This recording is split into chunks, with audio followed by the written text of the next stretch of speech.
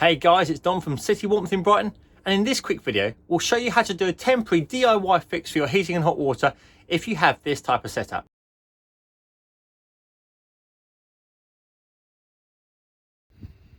So this customer has a conventional setup with a hot water tank. They have a boiler and they have these silver boxes called zone valves. They can come with white heads that look like this or maybe this, but if you have these, there will be a spring on the side. A spring that you can move up and down manually. Now just very quickly and simply, what happens is that you ask for heating or hot water, an electrical signal is sent across to this valve saying please open up. The valve opens up, fires the boiler and gives you heating and hot water. Sometimes you will have one of these valves that will fail, so maybe you have heating but not hot water, or vice versa. If that's the case, even when you're asking for heating, like in this case we are, the valve is still closed, as you can hear.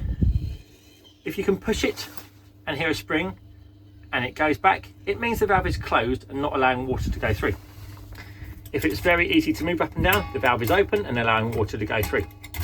So this valve on the top here is broken. We need to swap it out, but as the homeowner, until you can get a gas engineer to come out and replace this valve, what you can do is you can look to put it on the latch. This same valve is asking the boiler to fire. This one has no heat going through to the radiators, so I'll push down the spring, put it towards the front a little bit, and let it go back up onto what we call the latch.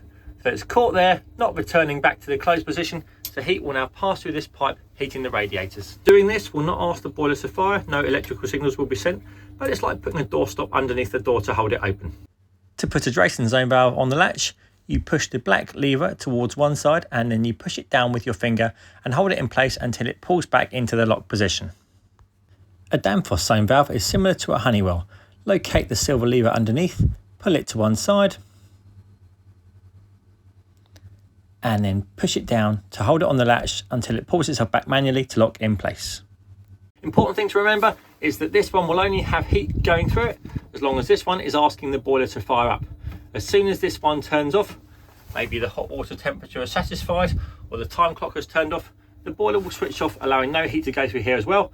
So make sure that you've got a demand for heat or a boiler firing up to allow heat to circulate through here. Hopefully this will get some of you guys through temporarily until you can get an engineer out to replace the part that's broken. Remember guys, this is only a temporary fix, so you'll still need to get hold of a registered, licensed, experienced heating engineer to come and fix the problem for you properly. Thanks for watching guys, and make sure to hit subscribe so you can stay up to date on any other homeowner DIY and energy saving tip videos that we upload.